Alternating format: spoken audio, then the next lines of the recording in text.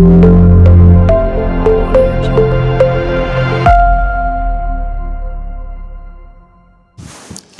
दर्शकबिन, स्वागत छ यहाँहरूलाई हाम्रो च्यानल डिजिटल ज्ञान भण्डारमा। आज म हजुरहरूलाई आफ्नो सेयर कसरी एप्लाई गर्ने त्यो बारे जानकारी दिन गइरहेछु।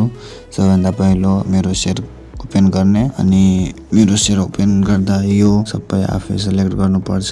कहाँबाट, क्यापिटलबाट, कुन ब्याङ्कबाट हजुरको डिमेट खोलेको, अनि युजर नेम अनि पासवर्ड हालेर लगइन भइहाल्ने। लगइन भएपछि यस्तो इन्टरफेस आउँछ। तल हेर्न सक्नुहुनेछ मायास्पामा क्लिक गर्नुस् अनि यहाँ विजय लघु वित्त संस्थाको यो सेयर खुलेको छ। यहाँ सबै विवरणहरू हेर्न सक्नुहुनेछ।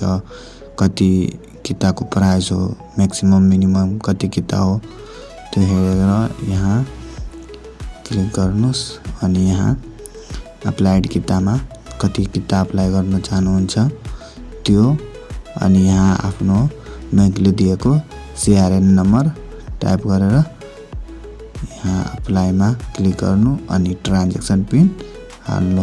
हालेपछि हजुरको यो सेयर अप्लाई भइहाल्छ सक्सेसफुल्ली भनेर स्क्रिनमा मेसेज सो गर्छ।